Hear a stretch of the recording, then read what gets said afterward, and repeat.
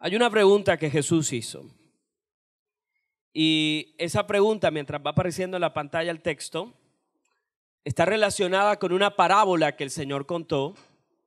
Y es la parábola de la viuda y el juez injusto. Esa parábola termina con una pregunta bien interesante. Y la pregunta la hace el Señor. Y la pregunta es: cuando el Hijo del Hombre venga, ¿hallará fe en la tierra? Importante esa pregunta, ¿verdad? Vamos a volverla a hacer.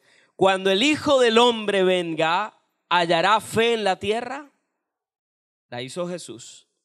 Yo traté de responder la pregunta y entonces fui a las epístolas paulinas, a los escritos juaninos, a Santiago, y ninguno la respondió. Entonces comencé a buscar a ver si Jesús la había respondido y tampoco la respondió. Es decir, es una pregunta que está abierta y llama la atención porque está en un texto que se habla acerca de la oración. Vamos a mirar el texto bíblico. He titulado este mensaje Justicia en medio de la injusticia. Lucas capítulo 18. ¿Todos en Lucas capítulo 18? Digan amén, hermanos. Lucas 18, ¿lo tienen? Nos ponemos sobre nuestros pies. Vamos a estudiar, a desmenuzar esta parábola, porque a eso hemos venido esta mañana, amén. Le llamamos servicio dominical porque enseñamos, ¿verdad? ¿Todos tienen Lucas capítulo 18, iglesia? Amén. También le refirió Jesús una parábola sobre la necesidad de orar siempre y no. Entonces la parábola tiene que ver con orar siempre y no. Wow. Mire todos los ingredientes que ya tiene esa parábola. ¿Sobre qué es la parábola? Orar siempre. Ahorita vamos a comprender que el orar tiene que ver con la justicia y con la fe. Y dice, diciendo, había en una ciudad un juez que ni temía a Dios ni respetaba a hombre. Había también en aquella ciudad una viuda, la cual venía a él diciendo, hazme justicia de mi adversario. Y él no quiso por algún tiempo, pero después de esto dijo dentro de sí, aunque ni temo a Dios, ni respeto a hombre, sin embargo, porque esta viuda me es molesta, le haré justicia, no sea que viniendo de continuo me agote la paciencia. Y el Señor dijo, oíd lo que dijo el juez injusto. ¿Acaso Dios no hará justicia a sus escogidos que claman a Él día y noche? ¿Dónde están los escogidos de Dios? ¿Se tardará en responderles? Wow, esto se va poniendo bueno. Versículo 8. Os digo que pronto les haré justicia. Yo pensé que se iban a emocionar. Pero cuando venga el Hijo del Hombre, hallará fe en la tierra. Puede sentarse, hermanos. Voy a contextualizar primero la parábola. En primer lugar, esta parábola es contado en lo que conocemos como el discurso escatológico de Jesús. La escatología es la ciencia de la teología que estudia los eventos que han de venir o las profecías que están por cumplirse. Este hace parte de lo que nosotros conocemos más tradicionalmente como el discurso de Mateo 24. En ese discurso, Jesús está con los discípulos y los discípulos le hacen una pregunta interesante a Jesús. Y le dicen, Señor, ¿qué señales tendremos de tu venida?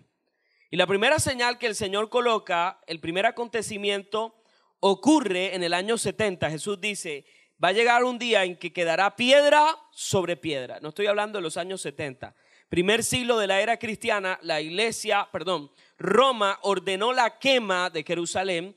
Así que la primera profecía, que para ellos era un tiempo futuro, ya se cumplió. Y tú comienzas a leer todo el discurso escatológico de Jesús y dice, vendrán falsos maestros, Habrá guerra, terremotos, habrá hambre, habrá destrucción y todo absolutamente lo que en un momento fue pronosticado ya se cumplió. Eso nos dice muchas cosas. La primera cosa que nos dice es que Cristo viene. Y la segunda es que viene ya. Y cuando Jesús hablaba de ese discurso escatológico, habla acerca de cosas que ocurren en los tiempos finales. ¿Qué son los tiempos finales? Los tiempos finales comenzaron a ocurrir desde la muerte y resurrección de Cristo. Es decir, desde el día en que Cristo resucitó, el reloj profético de Dios comenzó a correr. Nosotros estamos viviendo un tiempo extra. Y Jesús dice que en los tiempos finales van a haber ciertas manifestaciones. Y una de las características de los tiempos finales es que va a ser difícil creer. Va a ser difícil tener fe. Esta es una época donde las personas cuestionan la fe, donde la gente duda de Dios. Y es que es una época donde somos casi que autosostenibles. Hace algunos años, cuando teníamos ciertas crisis y no habían recursos, ¿qué hacíamos? Orábamos. Ya como tenemos la tarjeta de crédito, ya no oramos sino para que Dios la pague. Amén. Ay, Señor, págame esa deuda. Cuando estamos enfermos, ya no oramos para ser enfermos, corremos para el médico. ¿Cierto que sí? Es decir, de alguna manera hay una relación directa entre orar y la fe. Y el Señor está diciendo que hacia los tiempos finales vamos a tener problemas para orar y problemas para creer. Eso no lo estoy inventando yo. Por eso arranqué con la pregunta que Jesús hizo. Cuando el Hijo del Hombre venga, ¿hallará fe en la tierra? Una pregunta que no tiene respuesta. Aunque la parábola tiene que ver con la oración y orar de manera perseverante, orar siempre, hay que reconocer que la oración no es una disciplina fácil. ¿A cuántos nos cuesta orar? Levante la mano. A todos nos cuesta orar, pero yo creo que la pregunta debía ser a lo contrario. ¿Cuántos oran? A la gente le gusta mucho la unción prestada. La gente viene el domingo por la mañana y dice: ay, pastor, óreme, que si usted ora, Dios lo va a oír a usted. Cuando la gente me dice a mí, tengo una seria sospecha de que no hay oración en esa vida. No se trata de quién ora, porque el que ora y ora con fe, el cielo lo oye. Porque la oración del justo puede mucho. Hay hermanos que aprendieron mucho acerca de la oración minuto de Dios, ¿verdad? Oran un minuto. ¿Aló? Y hay gente que le gusta orar para ser vista. Y Jesús corrigió mucho eso de sus discípulos porque era una práctica de los fariseos. No hay gente en la iglesia que dice: oré 4 horas. Acabo de salir de 40 días de ayuno. Para que la gente diga: ese hermano sí ora y ayuna. Ya se tiró todo. Porque el que ora y ayuna se le nota, no tiene que decirlo. ¿Aló? ¿Y por qué es tan difícil orar? Porque uno se desanima. Pastor, ¿y por qué uno se desanima? Porque a veces Dios no responde. No responde como queremos. Pero quiero decirle que si usted ha estado orando por algo durante mucho tiempo, ya Dios le respondió. No se emocione, que le dijo seguramente que no. Pastor, ¿por qué no invitan a otro aquí? Tengo que hablarte la verdad. A veces le hemos pedido algo a Dios y a Dios dijo que no. Lo que pasa es que no nos gusta el no de Dios. Pero aún el no de Dios es mejor que el sí nuestro. Y es que la Biblia habla y dice que Dios no responde porque nosotros pedimos para nuestro deleite. Hay hermanos que dicen: Señor, si tú me das un carro, yo lo voy a poner para el servicio tuyo. Y el Señor sabe que dice: no, ese hermano no lo monto. No. pastor, el domingo no puedo venir porque estoy lavando el carro. Y el Señor dice, pides y pides mal. Esa es la gente que dice, Señor, si tú me das 200 millones, yo ofrendo para que la iglesia ya tengamos un sitio propio. El Señor sabe que tiene 20 y no los da, no va a dar los 200. Punto. Dios nos conoce. Y como Dios nos conoce, Dios no nos da cosas que nos pueden matar. Porque nosotros aprendimos que desde niño éramos manipuladores, llorábamos, nos tirábamos en el piso y jugamos siempre, ¿verdad?, a coaccionar, y a través de la coacción lográbamos lo que queríamos. Pero resulta que lo que Dios quiere es que tu corazón se humille y dependas de Él. ¿Por qué orar es tan difícil? Porque orar es dependencia. Es mejor la respuesta de Dios y a veces la respuesta es no. Voy a ponerles un ejemplo bíblico. Isaías 38 tiene una historia maravillosa que es la historia de Ezequías. La historia es tremenda porque ya esos profetas se perdieron. Dice, por aquellos días Ezequías se enfermó gravemente y estuvo a punto de morir. Ustedes se imaginan uno muriendo, si ve al profeta Isaías entrando, uno dice, llegó mi sanidad.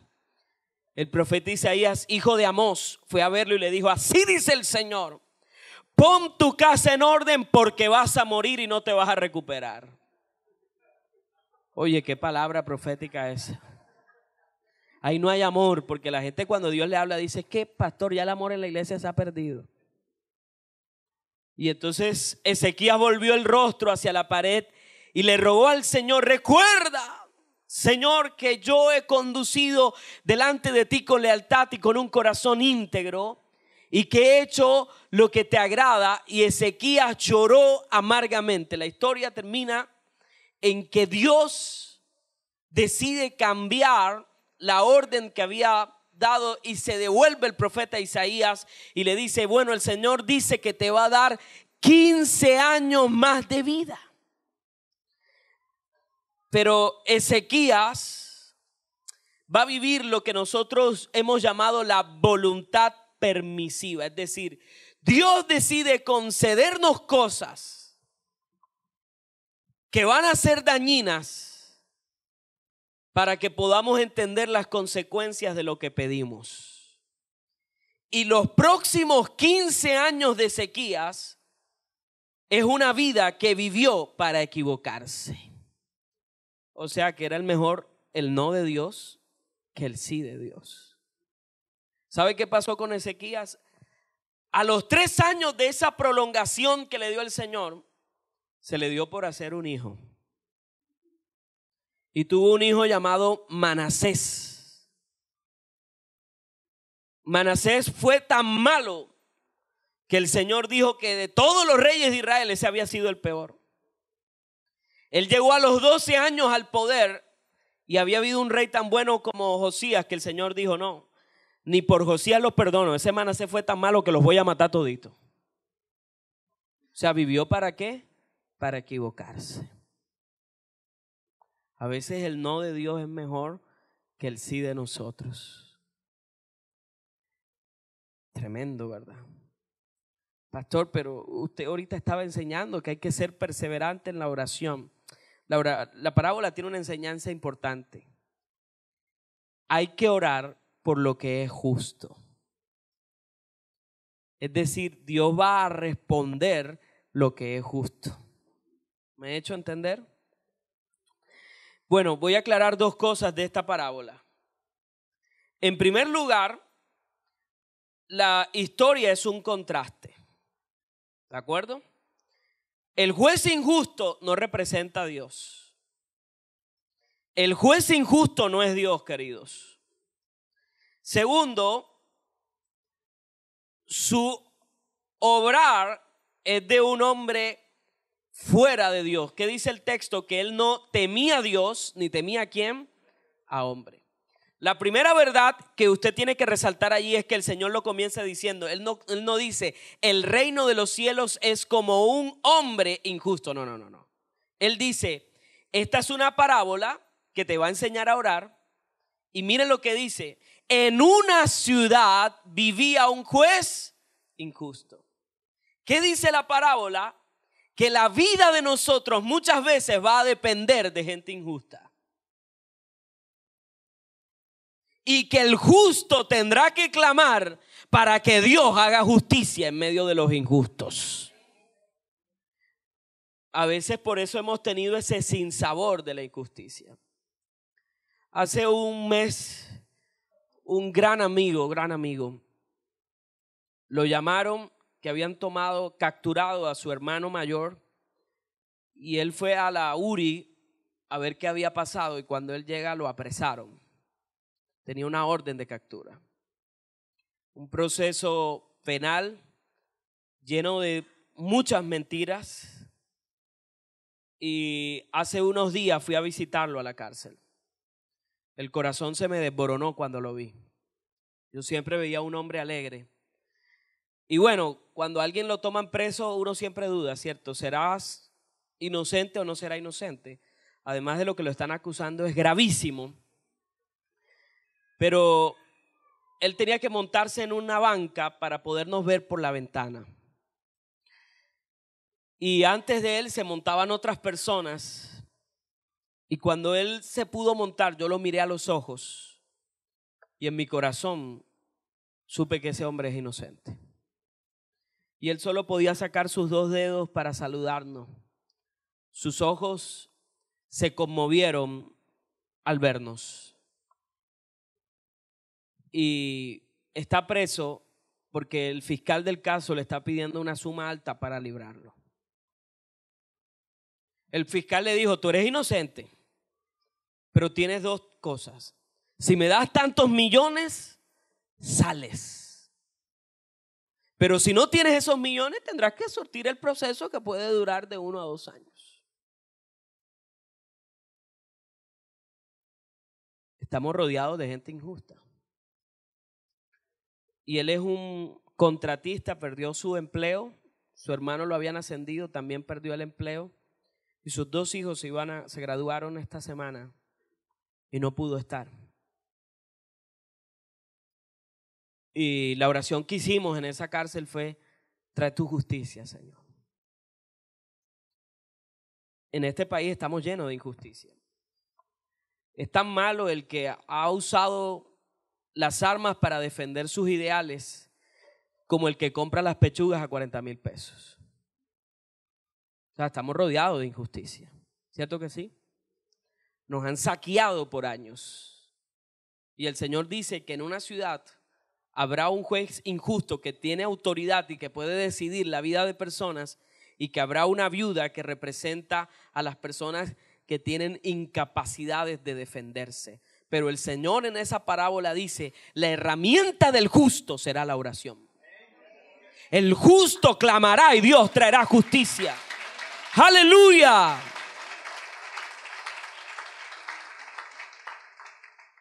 Ahora el Señor hace una aclaración importante en esa parábola. El Señor dice: ustedes son mis escogidos. Y el contraste que el Señor hace es: si a una viuda un juez injusto le hizo justicia, ¿cómo Dios no le hará justicia a sus escogidos? Aleluya. Así que la idea de la parábola es profunda, ¿cierto que sí? Entonces, la intención de la parábola es que oremos de manera perseverante, insistente. Ajá, pero usted acaba de decir que si uno ora y de pronto Dios dijo que no. Ya le voy a explicar. ¿Cuándo tengo que insistir en la oración? Vuelvo y hago la pregunta: ¿cuántos están orando? No, pero no esos rezos que hacen los evangélicos. ¿Cuántos son evangélicos aquí? Ninguno. Santo Dios. Hoy voy a hacer la oración de fe. Aleluya. La sangre de Cristo los perdone. ¿Cuántos son cristianos aquí? Los cristianos oran raro, ¿saben? ¿Aló? Tienen unas vanas repeticiones y les gusta orar para que todo el mundo los oiga. Y el Señor dice: entra en tu aposento en secreto, póstrate donde nadie te ve Y tu Padre te va a recompensar ¿dónde? En público. Y uno oye la oración de los cristianos y se aterra. El 98% de la oración es pidiéndole a Dios.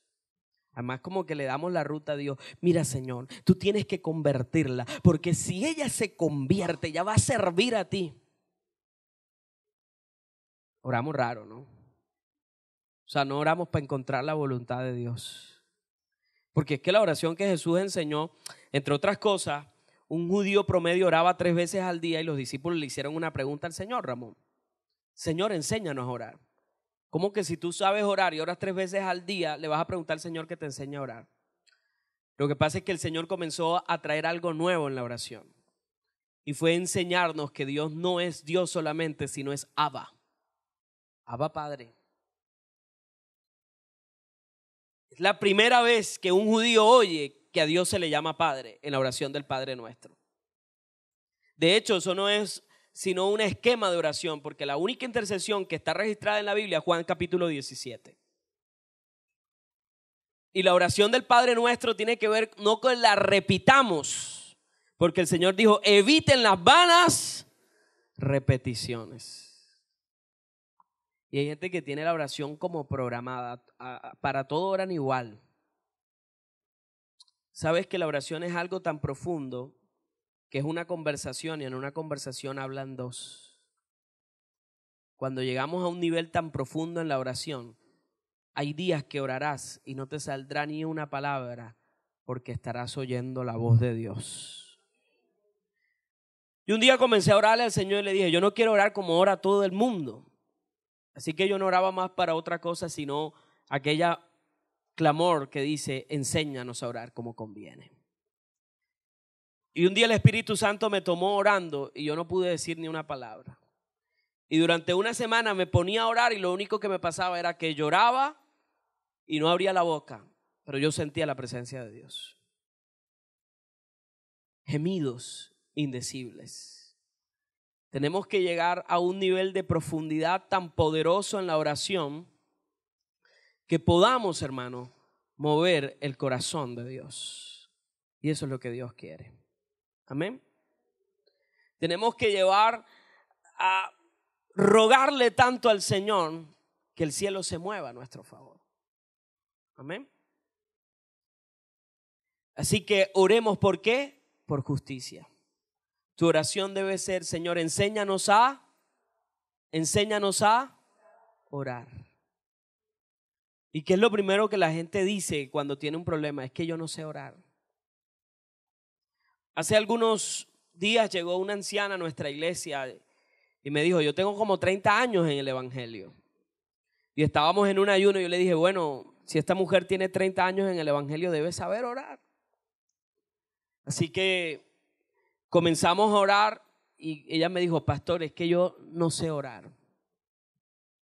30 años en una iglesia y lo único que hacía era repetir.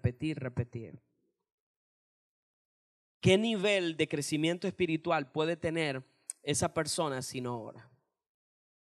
Mire, si Jesús era Dios, eso no tiene discusión. Jesús era Dios y Jesús oraba.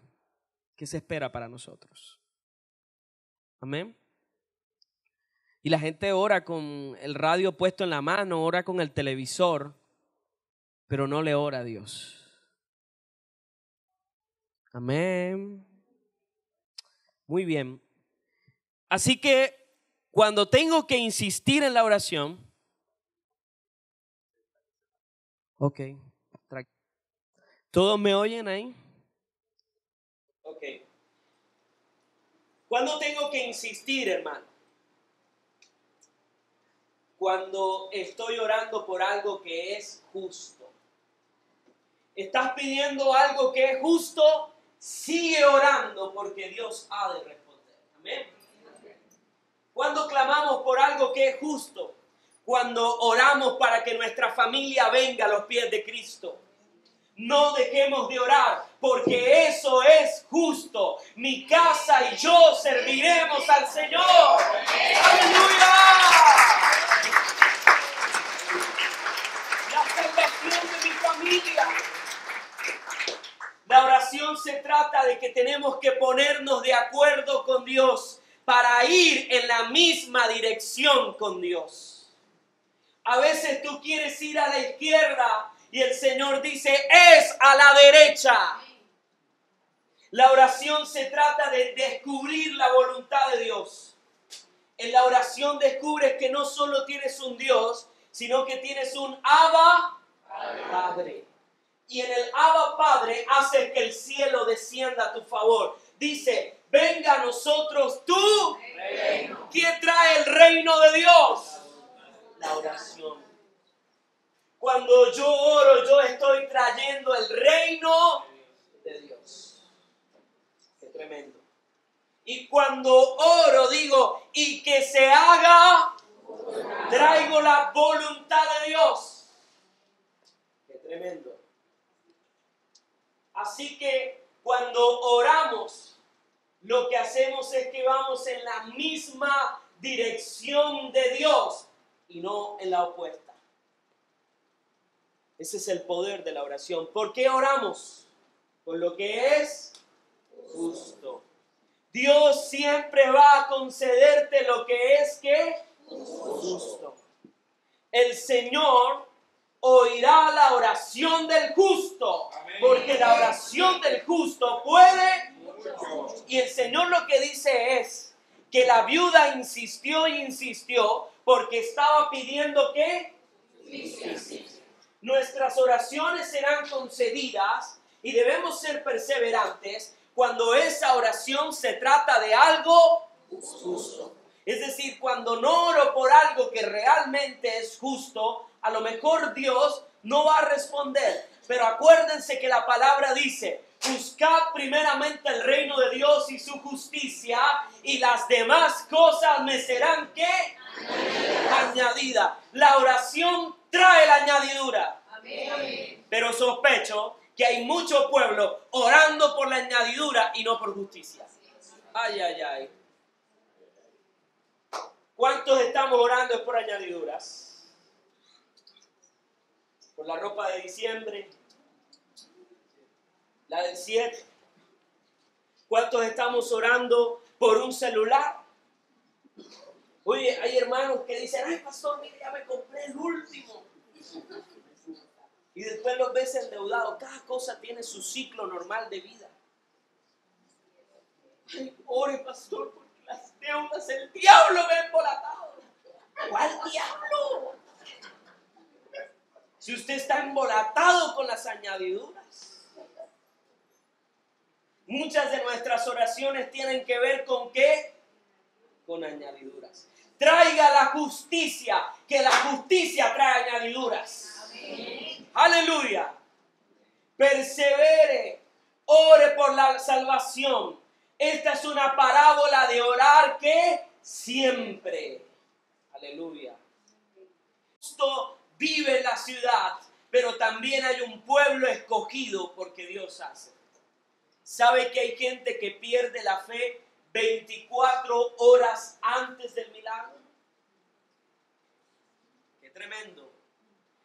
La Biblia cuenta la historia que un día la ciudad de Samaria fue sitiada por los enemigos y era tan grande el hambre que había en aquella ciudad, en Samaria, óigase bien, que ocurrió un hecho. Una mujer tuvo que matar a su hijo para que pudiera comer una familia, es decir, llegaron al canibalismo.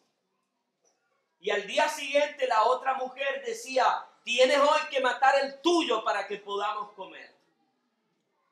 Y fueron estas mujeres ante el rey Acab y le dijeron, mira hasta dónde ha llegado el hambre. El excremento de palomas, así lo dice la Biblia, costaba una fortuna, así era el hambre que había sobre la ciudad. Y el rey tenía un príncipe, le dijo al príncipe, ¿sabes, príncipe? Esto que nos está pasando es culpa de Jehová. ¿Tenía Dios la culpa? No. El pecado de Acab había traído hambre. Hay gente que culpa a Dios de sus desgracias. ve donde ese profeta Eliseo y dile que lo voy a matar. Como era un profeta verdadero, cuando lo vio venir al príncipe, le dijo al príncipe, óigase bien, así como se ha ido la luz, así vendrá Cristo, así que agárrese. Le dijo al príncipe, ¿ves dónde ese profeta? Y el príncipe le dijo al profeta desde el balcón, por culpa tuya nos estamos muriendo de hambre. Es Dios malo. Y el profeta le dijo, mañana a esta misma hora habrá comida en abundancia. Tú lo verás, pero no comerás. ¿Saben qué dijo el príncipe? Tendrá Dios que abrir la ventana de los cielos para que eso ocurra. Ya te dije que lo vas a ver y no vas a comer. Había 4 leprosos, estaban más muertos que vivos. Y dijeron, tenemos hambre, vamos donde el enemigo. Lo menos que nos puede pasar es que nos maten. Y los 4 leprosos, ¿usted se puede imaginar cómo camina un leproso? Dice que Dios hizo que el campamento enemigo oyera los pasos de los leprosos como un gran ejército. Y dijo el campamento enemigo, ha contratado Israel un gran ejército y huyeron. Y quedaron toda la comida y comieron los leprosos y dijeron, no es bueno que nosotros comamos y el pueblo muriendo de hambre. Los leprosos fueron y tocaron la puerta. ¡Abran que hay comida! ¿Saben quién abrió la puerta? El príncipe. Y como había tanta hambre, la multitud se lo llevó por delante, lo pisotearon, vio la comida, pero no la comió. El Señor dice esta mañana, hay respuestas a un día de camino. ¡Aleluya! ¡Aleluya!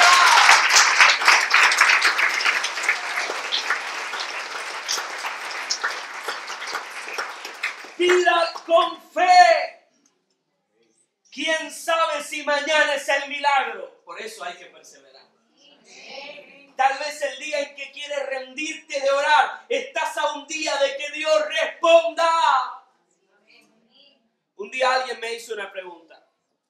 Pastor, ¿por qué Dios no responde enseguida? Pregunta difícil, ¿no? Yo estaba así como comenzando. Yo dije, ¿y ahora qué le respondo? Dios mío. A gente sí se les ocurre unas preguntas. Y yo le dije, déjame preguntarle al que no responde. A ver si me responde y te traigo la razón. Y comencé yo a orar, ay Señor, ¿por qué es que tú no respondes? ¿Ves? Y tampoco me respondía. Y estoy yo durmiendo y es que al Señor se le ocurre llamar a uno durmiendo. ¡Levántate! Y el Señor me dijo una cosa tremenda. Donde yo respondiera a todo lo que la gente quiere, la iglesia estaría llena de codiciosos. Donde Dios respondiera así, no habrían enfermos, no habría gente con problemas económicos, gente con nada. Y la gente perversa sería la que estuviera aquí diciendo, ay no, Dios concede lo que tú quieras. Oh, tremendo. Así que a veces pedimos cosas y Dios lo que espera es que seas perseverante. La respuesta puede estar a un día de camino. Aleluya. Qué tremendo. No ore porque no va a venir la luz. El Señor quiere que tengamos un poquito de incomodidad. No es malo. ¿Sabe que yo iba a traer saco y el Señor me dijo no traiga saco? Me libró el Señor. Si yo estuviera aquí. ¡Damos gloria a Dios! ¡Aleluya! Hay que buscar a Dios con calor y sin calor, iglesia. Tu milagro se viene moviendo. Una conexión. ¿Qué conexión existe entre la pregunta? Porque yo comencé con una pregunta, pero yo no he hablado de la pregunta. ¿Cierto que sí? ¿Qué conexión existe entre la pregunta y la parábola? Oye, eso está como raro. La oración, hermanos. Aquí está la conexión. La oración es una expresión de la fe. Cuando usted ora, al invocar el nombre de Dios, usted cree en el poder de Dios. Amén. Aleluya. Oiga esto. Oído, iglesia, calla.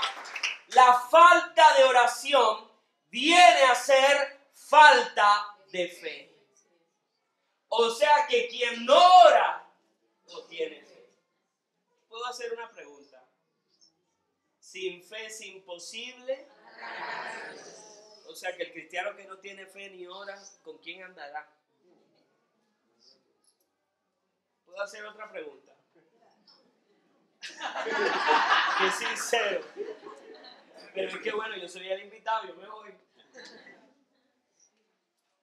¿Cuántos aquí están agradando a Dios en su oración? Amén. Si no oramos, hermanos, hay un indicador de que nuestra fe está muriendo. Y vuelvo a hacer la pregunta. Cuando venga el Hijo del Hombre, ¿hallará fe en la tierra? Si la gente no ora es porque no tiene fe. Y yo les dije que eso Jesús lo habló acerca de su discurso escatológico. Es decir, que la generación en la que nosotros estamos viviendo hoy sería una generación que tendría problemas para orar y tener fe. Es decir, que la injusticia iría en aumento cuando la iglesia no ora. Qué tremendo, ¿verdad? ¿Ustedes se acuerdan de que Pablo nos enseña acerca de la armadura del cristiano? ¿Qué es lo que va en el pecho? Ustedes me dijeron que se acordaban. ¿Pero la coraza de qué? De justicia. ¿Por qué la coraza de justicia irá en el pecho? Para resistir los dardos. Porque yo les decía ahora a ustedes, una de las cosas más difíciles de orar es que a veces Dios no responde, uno se desanima. Uno dice, tanto que le he pedido, ya ni se acuerda de mí. Y de pronto te llega una tarjeta que te dice, prestamos en 24 horas. Ay, esta es la respuesta que yo estaba esperando, Señor. Pero no ves la letra pequeña. Amén. Vamos perdiendo la fe. La fe se va perdiendo por la autosuficiencia. Y la oración es dependencia. Ay, ¿a quién llamo? Tengo un problema. ¿A quién llamo? Llamamos a todo el mundo menos a Dios. Y es que la oración es eso. Es uno ponerse sobre las rodillas y depender de Dios. Amén. Y un día le dije al Señor, Señor, la verdad es que si tú me llamas a ser pastor, yo tengo un problema. Y es que yo no soy comerciante. Porque yo había estado en una iglesia donde ese hombre todo lo vendía. Vendían el agua traída de Israel, la tierra traída de no sé qué lado. Y con eso habían hecho muchas cosas. Y decían, yo tengo dos problemas. Yo no sirvo ni para pedir ni para vender. Así que yo le dije al Señor, si tú no intervienes, yo no me meto en ese asunto. Y yo decía, ¿cómo que uno tiene que tener alma de turco para poder ser pastor? Imposible. Así que encontré la historia de un misionero inglés, Jorge Mueller. A veces la gente en la calle nos pregunta, bueno, ¿y qué es lo que han hecho los evangélicos? Los evangélicos no han hecho nada. Jorge Mueller fue el fundador de los orfanatos. Es decir, la idea de que existieran los orfanatos, el ICBF, Instituto Colombiano de Bienestar Familiar, surgió de un hombre cristiano, de un misionero inglés llamado Jorge Mueller. Allá en el siglo XVIII, Mueller un día Dios le dijo, Mueller, tu ministerio no va a ser pastorear gente, sino cuidar niños. Más de uno diría, ay, no, eso no. Tú vas a recoger los niños que no tengan familia. Tú vas a recoger a los niños huérfanos y les vas a dar mi palabra, pero también los vas a alimentar. Y Mueller le dijo, listo, Señor, no hay problema, yo tomo la misión, pero con una condición. que yo nunca en la vida tenga que abrir la boca para pedirle nada a nadie, sino que cuando falte algo, yo me iré sobre mis rodillas y oraré, y tú en cualquier parte de este mundo traerás a alguien que traiga lo que hace falta. Eso es una vida de fe. ¡Aleluya! ¡Aleluya! Y un día vino el conserje que estaba en la cocina y le dijo: Reverendo Müller, mañana no hay que comer y tenemos 700 niños. Eran las 7 de la noche. Müller cerró la puerta y se tiró sobre sus rodillas y se acostó.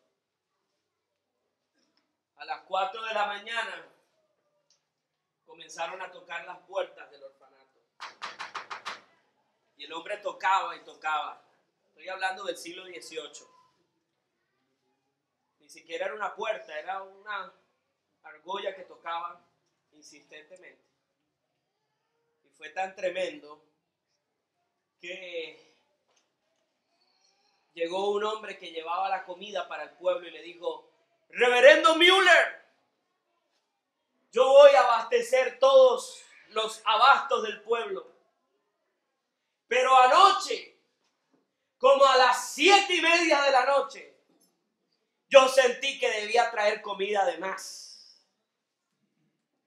Y cuando iba pasando, Dios me dijo que me devolviera y se la trajera a usted. El hombre no era cristiano. Aquí está la comida. Vidas de fe. Usted puede buscarlo por Google, Gordon Müller, y va a encontrar un mundo de testimonios de gente que ha orado y Dios ha sido fiel. Si tú eres el que me estás llamando, tú tienes el poder de sustentarme. Amén.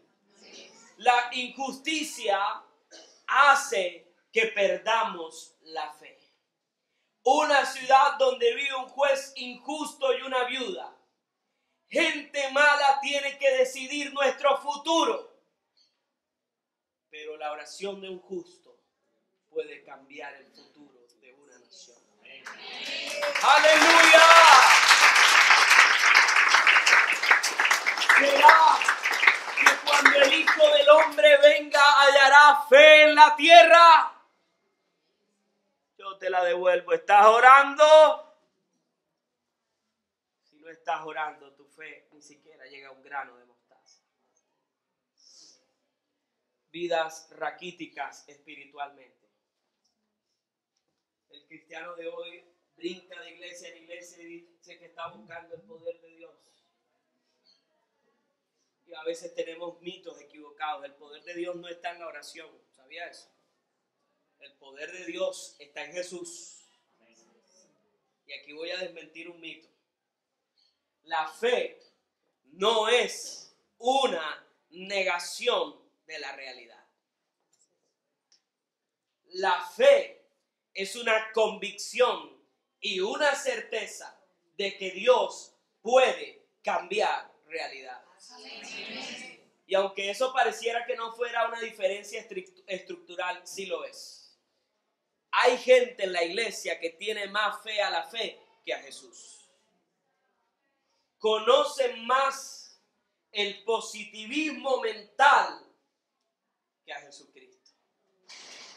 Gente que comienza a repetir, les dan un diagnóstico médico y dice: yo no tengo esa enfermedad.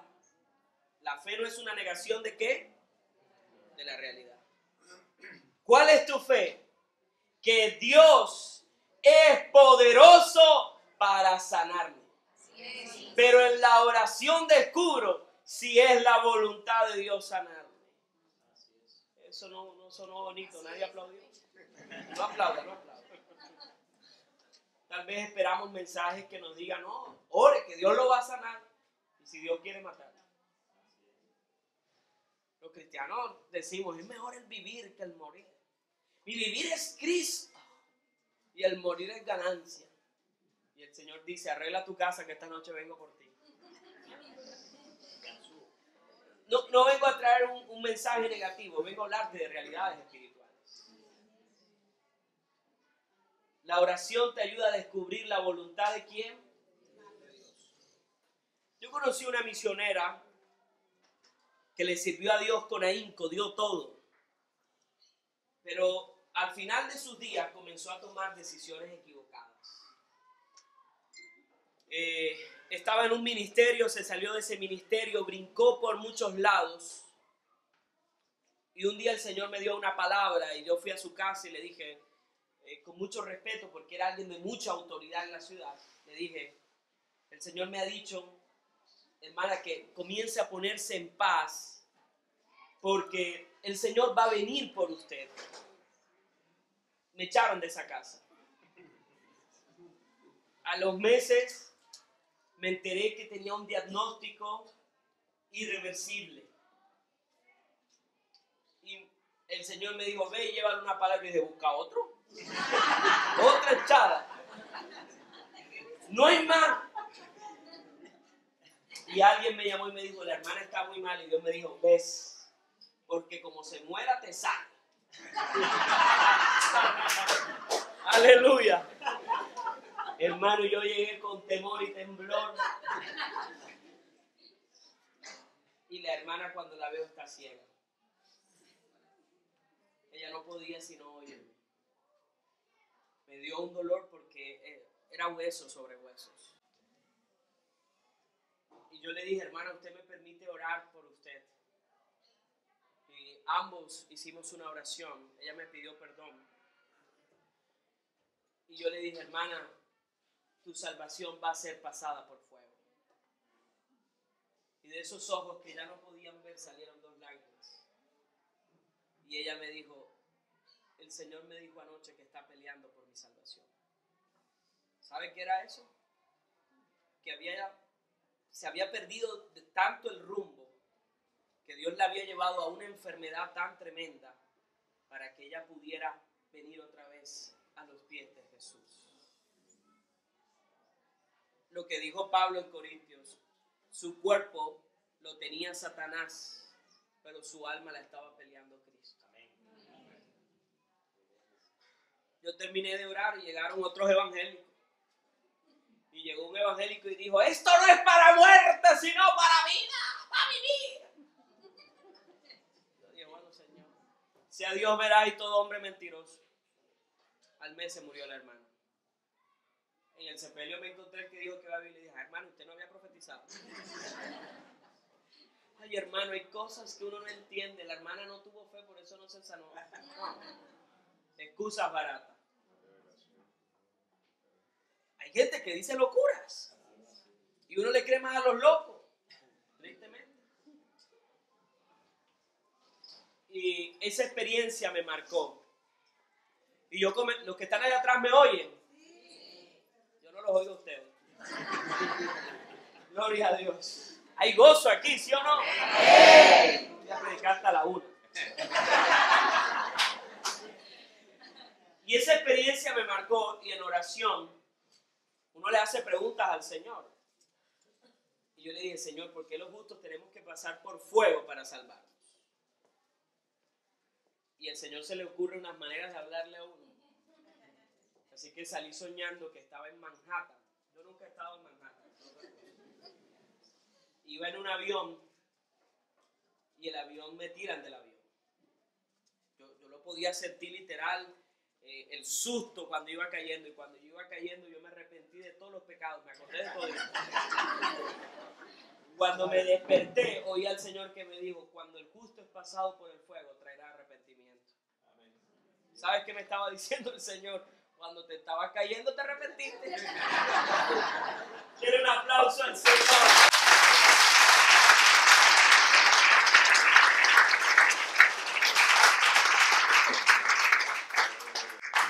Dan gloria a Dios. No peleemos con Dios. Nuestros brazos son muy cortos como para pelear con Dios.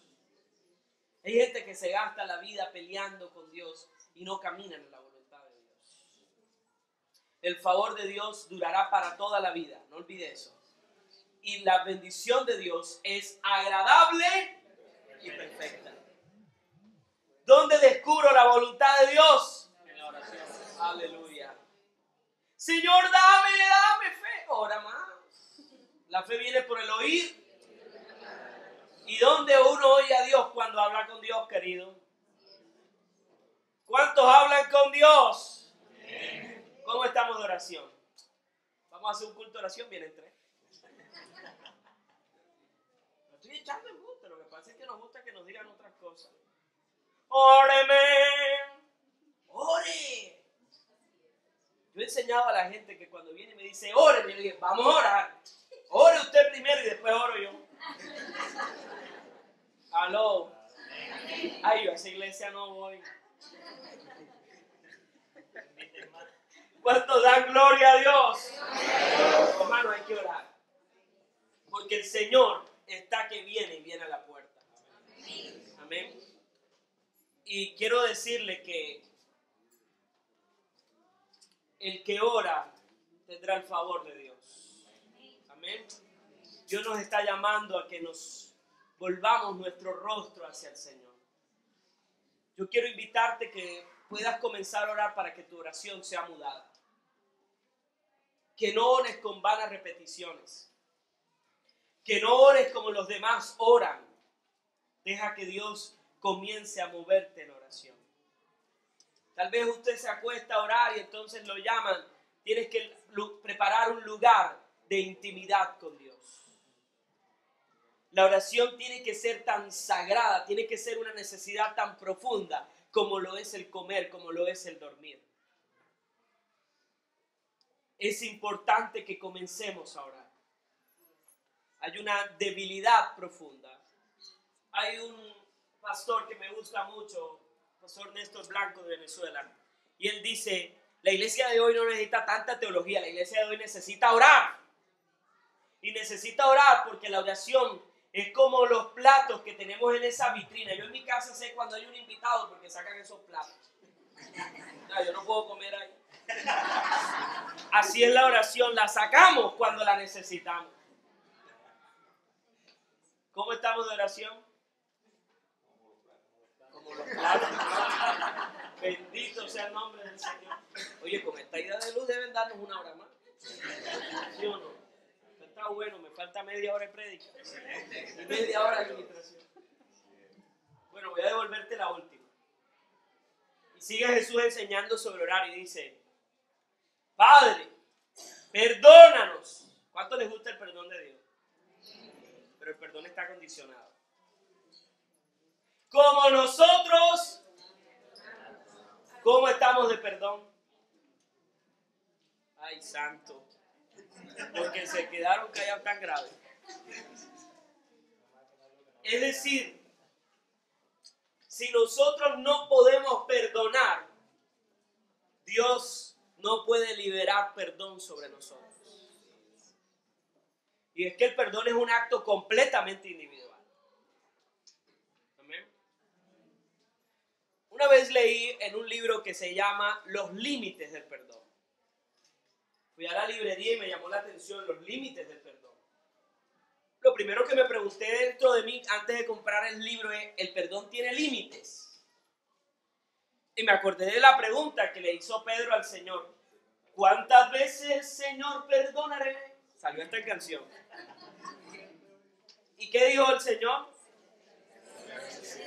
O sea, ¿cuánto es? ¿70 por 7?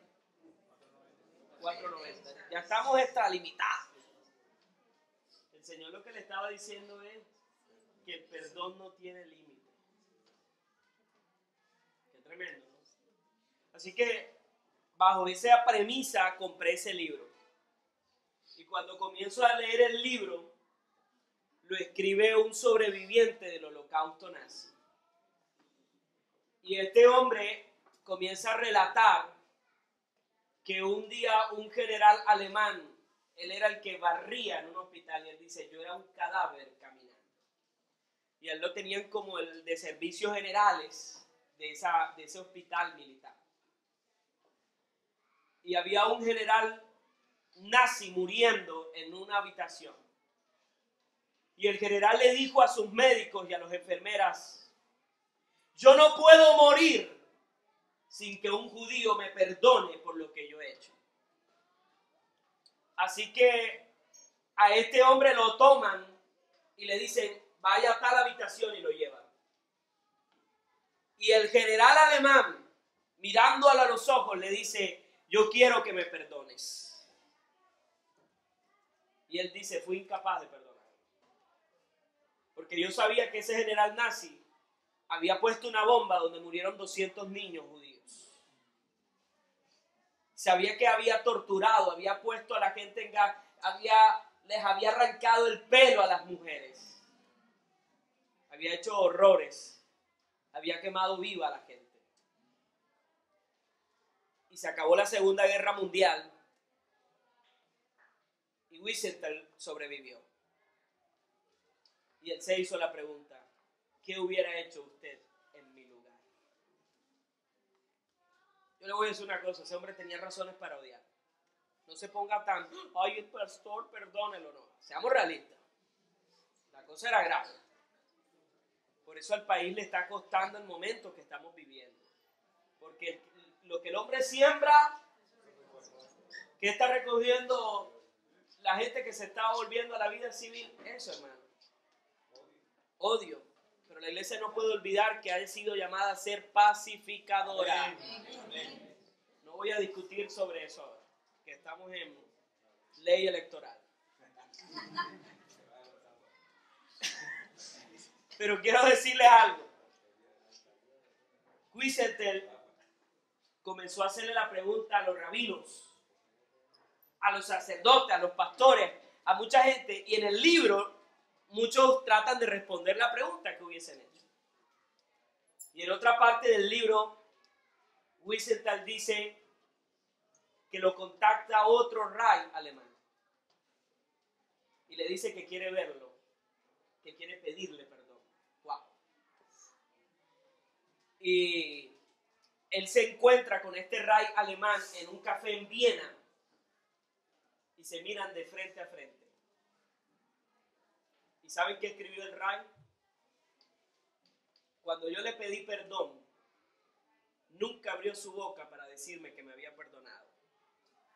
Pero la mirada de Wiesenthal me dijo que me había perdonado. El perdón no es decir yo te perdono. O el perdón no es como los cristianos a veces hemos concebido. ¡Olvida, hermano, olvida! O sea, uno no se programa para dar, controlar, suprimir. Uno no se programa para que le dé amnesia y se le olvidó todo. Y esa idea la sacamos de un texto bíblico que dice, y el Señor borró todos mis pecados y los olvidó y los mandó a la honda mar y más nunca se acordó. Dios sí se acuerda de lo que tú haces. Nosotros hemos vivido una vida pecando y Dios ha vivido una vida perdonando. Si tuviéramos que hacer un escrito de todos los pecados que hemos hecho, no nos alcanzarían las hojas. ¿Cierto que sí? Entre más ha vivido, más ha pecado. ¿Cierto que sí? Sí. El perdón, hermano, es recordar sin dolor. Es un acto individual. Es un acto completamente divino. Y quien ora a través de la oración podrá descubrir el poder de perdonar. Oren siempre, porque esta parábola tiene que ver con orar sin cesar, perseverantemente.